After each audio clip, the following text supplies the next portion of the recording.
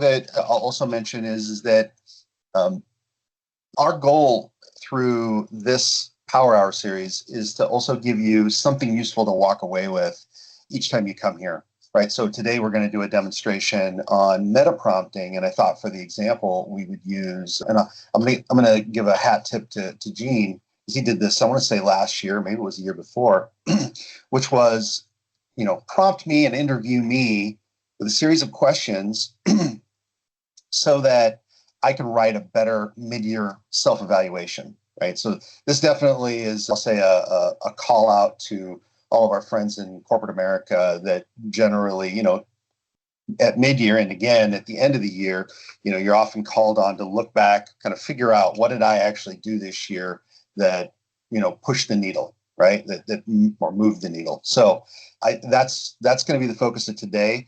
But, if you miss any of these, one of the things that we're going to do is that we're going to record all of these, take those demonstrations, and then, kind of bookend them and drop them into YouTube so that at any point you can go back to it. And we'll also drop a link to our YouTube channel so that you can get back to any of those things if you found value in them. All right. Well, if you have questions at any point, by the way, feel free to drop them into the chat, or you can just use the raise your hand feature and we can kind of pause, take your question. And once we get through the demo, which hopefully doesn't take too long, we'll dive straight into Q&A, because we very much want to hear about, what's top of mind for you, what problems are you trying to solve, what's a blocker right now that maybe, whether a prompt or maybe a deeper dive into, some of the M365 products we might be able to help you solve. So let's dive right in. As I said, I can imagine that you get to mid-year, depending on how you capture information, you may or may not be ready to write that self-evaluation at mid-year. And it gets perhaps even harder when you're thinking about at the end of the year. The prompt that I'm going to share with you is actually going to help you in both situations. So how do we go about that? Let me share my M365 Copilot window. And one of the things that, I don't know if this is the case with anybody else, but I always find, like, when I'm trying to write something, if I'm staring at a blank piece of paper, that's like the worst way for me to get started, right? So I actually asked Copilot to see if I can open this in the browser. Second here. It's not what I wanted to do here. Second. Of course, it's not going to bring my notebook up. There we go. All right, so I asked Copilot to write me a prompt that would help me with my mid-year, right? But specifically, I wanted it to interview me. So this is kind of what I came up with. And this is a rather long and detailed prompt, but I'm going to walk through it with you. Moment here. And this is also to kind of really showcase that a prompt does not have to be like a short sentence. In this particular case, I actually want a prompt that I can use and reuse again and again. So I said, act as my executive coach and my thought partner, and I want you to prepare the self-evaluation, right? But I don't want you to immediately write it. What I want you to do is understand using these various signals. I want you to identify gaps, patterns, themes. I want you to interview me to kind of help jog my memory, because as we know, like, I could write a weekly update and that may encapsulate the accomplishments that I had, but there's always things that happen in the margins, right? So I want to make sure that I capture those too. And the best way to do that is to have it interview me, right? So step one, I might say, gather all of the things you can from the M365 environment, right? So I want you to look at my emails, specifically decisions, escalations, all these communications. By the way, I'm going to give you this prompt. I want you to look at OneDrive and my SharePoint documents. So I'm going to pause here for a moment. If you're working in the Google ecosystem, right, you can use much the same thing with a few minor changes. Instead of OneDrive, it might be Google Drive.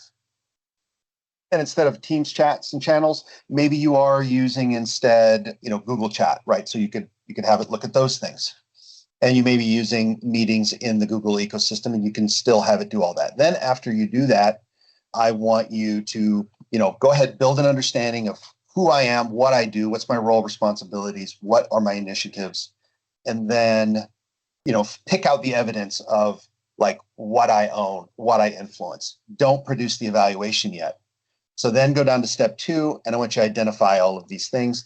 Now, I'm going to just tell you, I'm going to use as an example, I'm going to come back up here to step 1. And instead of using these items, I'm going to feed it something else, mainly just for demonstration purposes. I've actually got, I'll say, 6 months worth of weekly updates. And by the way, we're going to talk about that in 2 weeks, right? Like how to produce those as part of like a scheduled prompt.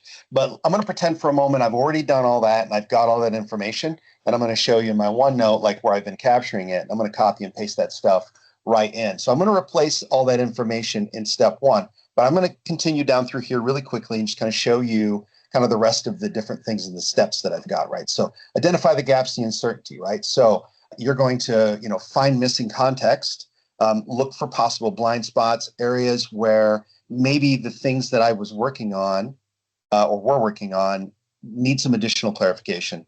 And then, the other thing, and I don't know if you guys, find, you run into the same thing, but I oftentimes will not really showcase things that I accomplished because I did not feel that they were necessarily as significant as others did. And so I've kind of said here, maybe I had some contributions that I didn't really represent all that well. And then the next thing is, I want you to interview me, and I want you to structure it in a particular way. I only want you to ask me 1 to 3 questions at a time. Keep them very concise and practical. And what they should cover are things like who my intended audience and tone is. Obviously, in this case, my management team, my leadership team, etc. What I want to emphasize, what my key accomplishments were. Now, what's interesting here is that if you're working for an organization where your objectives are already set for the year, what you could do is you could go pick all of those things out and you could copy and paste them in. And you could even actually say during step 1, I want you to ask me what my objectives were, and I'm going to feed them to you. And then I'm also going to feed you my accomplishments that I've kind of picked up through my weekly scheduled prompts and results, assuming that you have that. Like I said, we'll talk about that in a couple of weeks. But if you don't have that, that's okay, right? Because here I've already asked it to just go through, and it's going to look through my emails, my Teams chats, my OneDrive content, etc. Okay, so back down to this, right? Now we're in the interview phase. This is part of step 3. And then we get to step 4, and now I want it to identify those major themes where I had some significant impact of what I accomplished. And so once it's done all of that, then and only then do I want it to write the self-evaluation, right? And I'm being very clear here. So this also, one of the things that we talked about, I shouldn't say one of the entire subject of last week's workshop was really centered around something that we call the on-point brief, right? And it uses a framework where you set a very clear goal, you provide context, you can specify, and you should, where to source all of your information, and then you also tell it your expectations, right? And so this lengthy prompt that I'm going to provide you has all of those things, or at least has places where you can snap all of them in. So here we're saying, give me a very clear narrative flow. I don't really want just a dump of bullet points. I want a very balanced tone. I want you to provide some very specific examples. And really what this should help with is that when it is interviewing me, it should be asking me for those specific examples. And then I'm giving it some additional constraints. Don't use real generic language. Don't overstate a particular impact. Don't just list a series of tasks. So that's not really useful here. And I want you to keep it concise, but try to keep it as complete as possible. And then again, I wanted to reiterate, do not skip that interview process. Don't generate the evaluation until we have sufficient clarity. Start with step 1 and 2, then start asking the questions. All right. So in this case, for the demonstration, I'm going to come back up here to step 1, and I am going to I did put a remove all of sample these. prompt in the chat. It's not exactly what Tony's is, but it walks you through the same kind of steps for self-evaluation if you want to follow along and try it as well. Excellent. All right, let me delete these, and I'm going to, okay. So I am going to replace that with just a simple statement here, right there. Yep. So instead, I'm saying review and synthesize the information from, let's say, the documentation I'll provide you when you ask me for it. It will be weekly updates I've already accumulated for you in a notebook. I'll paste it in after you ask me. And so that's really all I've really changed here for this. So let's go ahead and try it. Now, also, I left that on auto. I could pick a quick response, or I could tell it to think deeply. For today, I'm not going to choose think deeper, only because, we want to get this demonstration done relatively quickly. So let's go back up here. And you can see there's my full prompt. As you can see, I have a lot of information. What was it? Something like 50,000 characters, I think, was the latest information that we heard that you could drop into a prompt. So you've got a lot of space in there that you can be extremely explicit with your prompting. Small novel. You can go into chapters if you wanted to. Okay, well, it looks like maybe it is looking for a file. It didn't do that the last time, but let's give it a moment. Okay, here we go.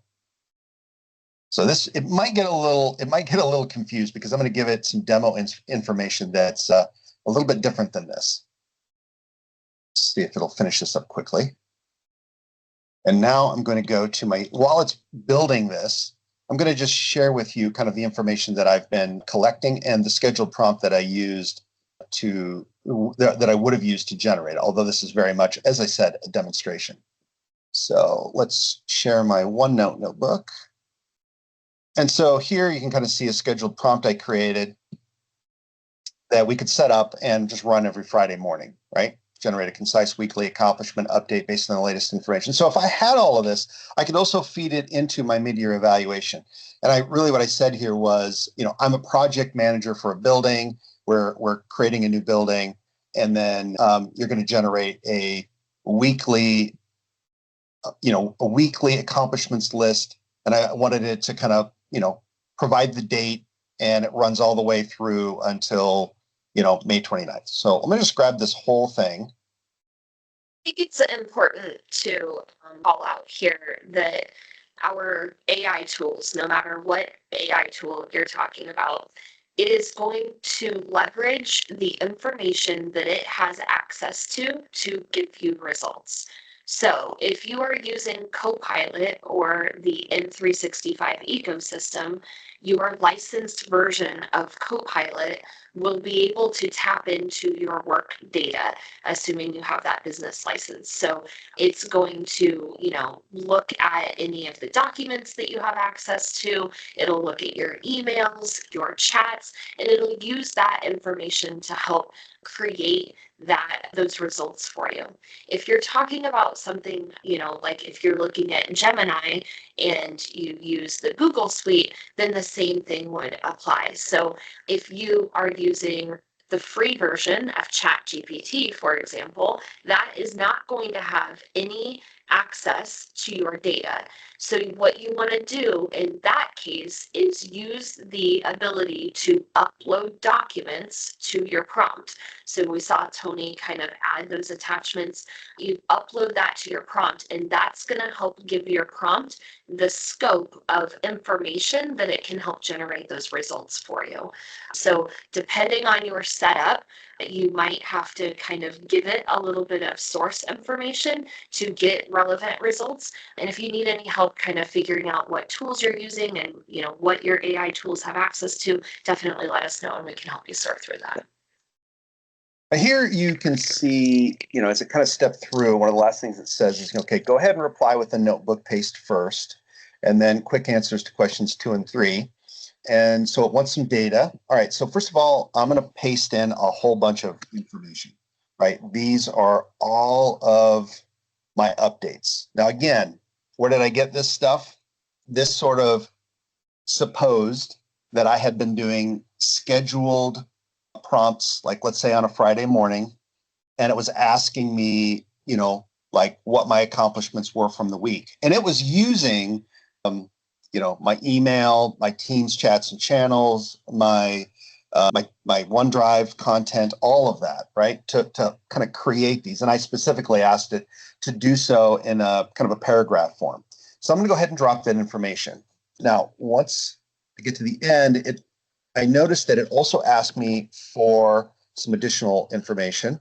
So let's see, it said, and then quick answers to 2 and 3. Okay, so what was question 2 and 3?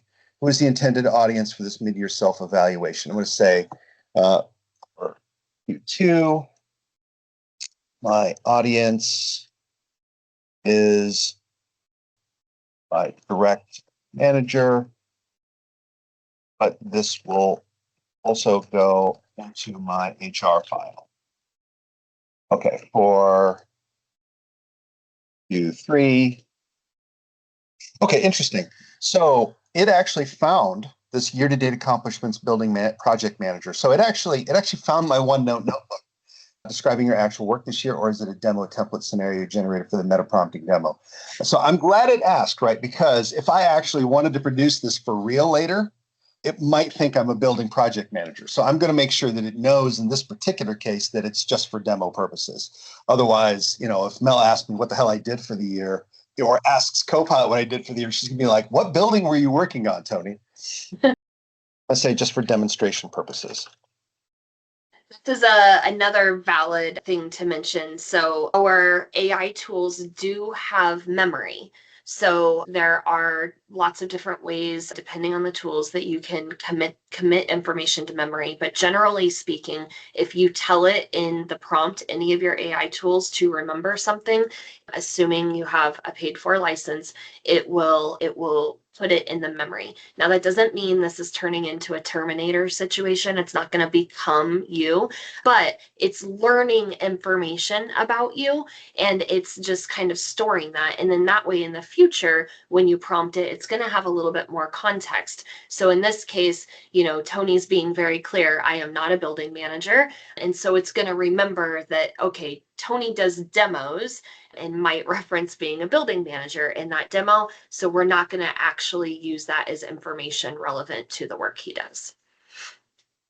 All right. So as we kind of step through this, I refed it the information, although maybe what I could have done instead is really just said, go ahead and use that file because you found it. Great. I didn't point it in that direction, but that was where I was storing all of my demo accomplishments. Like I said, just pick them from there. But I did also answer the additional questions it had. And it's always good to frame who your audience is. It asked me for that, but it was also something that I very specifically wanted it to ask me for in my initial meta prompt, right? All right, so let's step through here. Okay, anticipate risk early, continuously, drive cross-functional alignment. Okay, so let's see here. Identified gaps and risks. Most valuable contributions are likely underdocumented. You're doing a lot of invisible orchestration. You're likely the one creating clarity where none exists. Okay, all right. All right, so let's do the interview. What are the 3 to 5 most important outcomes you personally drove so far this year? So as you can see here, this is where I could start to layer in what I actually did. Now, I don't want to go through and continue to just run through all of these questions, but at the end of it, after it does get through with all of my questions, as you can see, it's going to step through just like I asked it to, and it's going to run all the way down to step 5, where it actually builds out what my mid-year self-evaluation is going to be. I wonder if I can do this very quickly and just say, question, what did you do? So I'll say Q1 the team into the new building. This included all infrastructure, logistics, things tech. Q2, I'll say I'm ultimately responsible for the entire building project, including facilities move-in. And Q3. So really, and this is interesting, right? Q3, where did you make important calls or trade-offs? When you're talking about your weekly accomplishments, you oftentimes don't really think about what did I set to the side, or what did I push aside or simply ignore in order for me to accomplish this mission, right? So that may not have been documented at all. And this is important because in here, it's prompting you to maybe recall that set of scenarios that you pushed through, you saw it as an obstacle, you moved it to the side, whatever it might be, in order to accomplish a mission, right? Because those things oftentimes they get unrecorded. And if they don't, then it may not be as apparent how difficult it really was for you to accomplish the mission, right? You could say, somebody want to give me an idea, like what's something I might have pushed to the side in order to make this building project happen? Maybe upgrading the video conference equipment. We didn't do it. Okay. That feels very real for some of us on this call. Yeah. Video conference with and would need to happen after the. While he's writing that out, I would just want you to start thinking about how you can take this even further. So I know, this is a lot, but something that I do, I have a scheduled prompt that I run every morning, and it helps kind of organize my day, keeps me focused on the things that I need to be focused on today. Now I use that chat I use Copilot. I use that chat. So it tells me things I need to focus on today. I might come back and say, you know what? You told me to do that one thing. I decided not to do it because I don't care about going to the farmer's market today. So I didn't do that. That wasn't my priority. So I have that conversation back and forth about, I did this, I didn't do that. I want to focus more on this. So then tomorrow, when it runs that same prompt, it's using some of those decisions that I made to refine the results. Now, if I'm doing that every day, and then I come and I use Tony's mid-year prompt, now it's going to use all of that data and all of that information from our day-to-day to help build the results. And so the more you're using your AI tools, the more it's going to be able to generate relevant results for you. And notice here, as an example, I felt a bit rushed, right? I got the team into the new building. All right. Well, it didn't really describe exactly what I need, what I did in order to get to that point, right?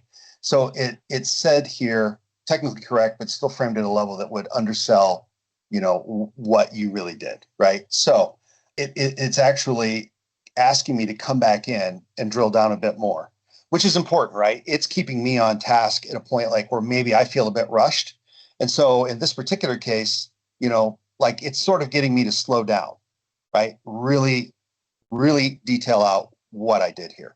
And you can use this kind of meta prompting, not just for your mid-year self-evaluation or year end or whatever it may be. You can use it in literally anything where you need to sort of have someone kind of slow you down and really think about what your answers should be on here, right? Any of those kinds of scenarios, you can take those pieces out of that meta prompt and use them in any way you need, right? I mean, as you saw, like that prompt initially started with was probably 100 plus lines long. Mm-hmm. Okay. All right. So we've only got about 20 minutes left. I don't want to run through the whole thing. Let me see if I can just say I'm pressed for time. Please short circuit, and maybe it's going to be like, nope, I'm not letting you do this, but please short circuit the interview process and use what provided already to give me the mid-year self-evaluation. So it's not going to be as strong as if I went through the rest of this, but let's see what it'll do. Successful execution of a full office build-out, organizational move-in, effort required end-to-end ownership across facilities, tech infrastructure, logistics, operational readiness. Led it through initial kickoff, through post-move stabilization. Now, obviously, the last thing that always needs to be said is, right, like it's going to produce content, but I would never just take this content and just copy and paste it into my MIDI to really read through it, make sure it's applicable, make sure that if it missed something that I go back in, layer it in, or re-prompt and say, add this piece in, shorten it up, make it more executive friendly, make it sound more like me. You can continue to refine that as much as you need to. But that initial prompt, if I took the time, and this is one of the greatest things about this, right, is that I can keep this conversation running and I can step away and I can come back to it. I don't need to feel pressed for time because at any point I can just kind of come right back to it and continue the conversation. So go ahead and wrap the demo there.